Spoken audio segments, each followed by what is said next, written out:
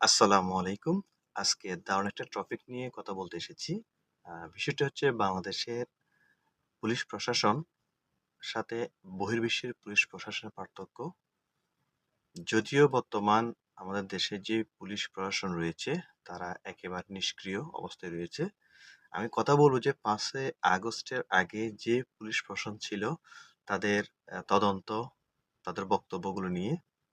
তার আগে আপনাদেরকে বলব যে বহির্বিশ্বের পুলিশ প্রশাসনের তাদের চিন্তাধারা, তাদের কোনো একটা দুর্ঘটনাকে কেন্দ্র করে তাদের বিচার বিশ্লেষণ এবং চূড়ান্ত সিদ্ধান্ত।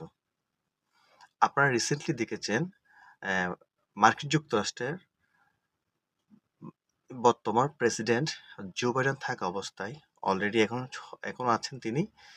তিনি থাকা অবস্থায় রিপাবলিকান দলের অ্যা প্রার্থী ডোনাল্ড ট্রাম্পকে ২ বার কি করা হয়েছে? তার উপর হামলা করা হয়েছে। একবার হামলা করা হয়েছে, গুলিটা তার কানের এদিক দিয়ে ঢুকে এদিক দিয়ে বেরিয়ে গেছে। আরেকবার হামলার পরিকল্পনা করা হয়েছে, বাট সেটা ব্যর্থ হয়েছে। এখন আমি এই কথাটা এইজন্য বলছি যে, যে তাকে গুলি করানোর পরও সে দেশের পুলিশ প্রশাসন একবারের জন্য বলেনি যে জো বাইডেনের জো বাইডেনের ডেমোক্রেসি দলের কোনো না কোনো একজন ব্যক্তি তার উপর কি করেছে? হামলা করেছেন। এবং ডোনাল্ড ট্রাম্পও এই কথাটা বলেনি যে জো বাইডেনের কোনো একটা দলের কোনো একজন মানুষ কি করেছে? হামলা করেছেন। তাদের সবার এত আস্থা পুলিশের প্রতি, আর পুলিশও একবারও দাঁড়িয়ে বলে না যে কি এটা হামলাটা হয়েছে ডেমোক্রেটিক পার্টির পক্ষ থেকে। বরং পুলিশ বলেছেন কি যে এটা তদন্ত করতে তারা হচ্ছে তদন্ত করব, তদন্ত করার পর তারা চূড়ান্ত সিদ্ধান্ত দিবে। তাহলে আপনারা একটু ভালো করে দেখেন যে একটি গণতান্ত্রিক রাষ্ট্রের পুলিশ প্রশাসন কত নিরপেক্ষ। অলরেডি সেখানে প্রেসিডেন্ট আছেন ক্ষমতাসীন অবস্থায়।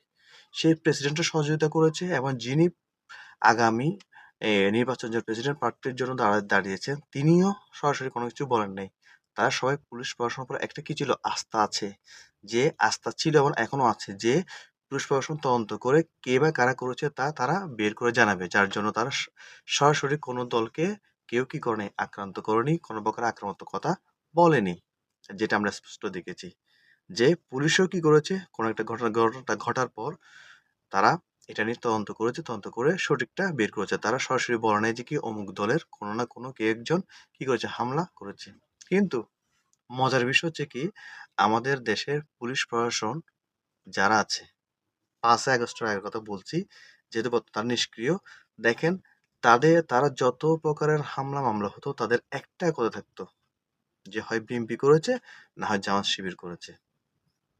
এমনকি যেসব দলগুলো কোনো সন্ত্রাসের সাথে সম্পৃক্ত না, তারা অলরেডি তাদেরকে জঙ্গি বলেছে। তাহলে আমাদের দেশে যে পুলিশ প্রশাসন যারা ছিলেন প্রশাসনিকভাবে, তারা তাহলে কি ধরনের মনোভাব নিয়ে তারা প্রশাসন পরিচালনা করেছে, নিরাপত্তা দিয়েছেন? যে কোনো একটা ঘটনা তদন্ত করার আগে তারা কি বলে? নিজ থেকে বলে ফেলে যে এটা অমুক দলে করেছে, অমুক দলে আক্রমণ করেছে। সো ওই কথাকে কেন্দ্র করে তারা কি করে? ধরপাকড় শুরু করে। আর এই ধরপাকড়টা যদি আমাদের বর্তমান সময়ে এখন ৫ই আগস্টের একটা গণঅভ্যুত্থান ঘটার পরে যদি এই ধরনের নীতিগুলো আবার প্রচলিত হয়, তাহলে আমরা এই দেশকে আর কখনো এগিয়ে নিতে পারবো না। সেজন্য আমাদের পুলিশ প্রশাসনকে এমনভাবে গড়ে তুলতে হবে যাতে তারা কারো পক্ষই কথা না বলে। তারা আইনের কথা বলে, তারা কোনো একটা বিষয়ে কথা বলার আগে সেটাকে ভালো করে তদন্ত করবে। তদন্ত করে সঠিক প্রমাণের ভিত্তিতে তারা কি করবে? এই বিষয় নিয়ে তারা কথা বলবে। তো আমরা যারা জনগণ রয়েছি, আমাদের যেটা সবচেয়ে আ বর্তমান সময়ে বড় কাজ সেটা হচ্ছে কি, আমার বর্তমান সরকারকে যেটুকু সময়ে তারা থাকবেন, তাদেরকে এটুকু সময়ের মধ্যে আমরা কি করব? সহযোগিতা করব। আমরা চাইবো না যে বর্তমান সরকার দীর্ঘ সময়ের জন্য থাকুক। হ্যাঁ, আমরা চাইবো তারা যে সময়টুকু সময় থাকবে সেটুকু সময় তারা সহযোগিতা করবো যাতে তারা সুন্দরভাবে কি করে আমাদের একটা সুন্দর একটা বাংলাদেশ উপহার দেয়। আর যে বাংলাদেশের মধ্যে আমাদের বর্তমান যে দলগুলো রয়েছে দেশের মধ্যে তারা কি করবে? সুষ্ঠু নির্বাচনের মাধ্যমে মানুষের ভোটে নির্বাচিত হবে এবং বাংলাদেশকে আরো এগিয়ে নিবে। আর আমরা চাই না এমন পুলিশ প্রশাসন যারা কোনো তদন্ত না করে ক্ষমতাসীন দলের পক্ষ হয়ে কথা বলবে, ক্ষমতাসীন দল থেকে ফুল নিবে, ক্ষমতাসীন দল থেকে টাকা নিবে। আমরা এরকম প্রশাসন আর চাই না। আর আমরা যারা পুলিশ প্রশাসনের ব্যক্তিবর্গ আছি, আপনাদের সবাইকে অবশ্যই মনে রাখতে হবে, আপনারা যে বেতনগুলো পাচ্ছেন, রাষ্ট্রের যে সুযোগ-সুবিধাগুলো পাচ্ছেন, সবগুলো দেশের মানুষের, একজন খেটে খাওয়া মানুষের পক্ষ থেকে আপনারা পাচ্ছেন। সো আপনাদের দায়িত্ব ঘুষ এবং অত্যাচার বা মানুষকে এনে কোনো কারণ ছাড়া গ্রেপ্তার এগুলো না করে বরং মানুষের সেবায় নিজেকে নিয়োজিত করুন। তাহলে আপনাদের সম্মানটা আবার ফিরে আসবে। দেশের মানুষ আপনাদের উপর আস্থা রাখতে পারবে। তো আজকে এটুকু। সবাই ভালো থাকবেন। আসসালামু আলাইকুম ওয়া রাহমাতুল্লাহ।